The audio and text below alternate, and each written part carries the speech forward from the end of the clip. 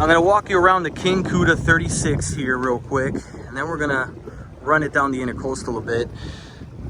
This one has triple 400 Mercury Verados, pushing it. Nice large live well, cutting board, sink underneath. Great construction all around on this boat. If you saw our stories, you can see the fish boxes and how well made those are, how smooth they open and close. Oversized hard top, JL audio speakers everywhere. Really clean Helm station with twin Garmin units. You can see some of the console area in our stories. We have it storing our stuff right now, but it's a really nice space for a 36. You can check out the amps and some of the rigging in the stories as well.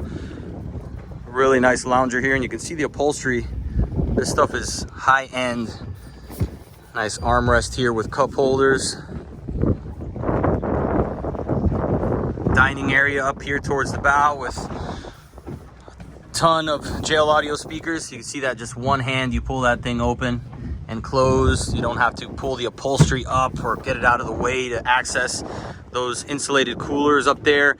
Drop this down, put another cushion over it that they have there, and you have a huge sunbed up at the bow. Here's a nice overall look.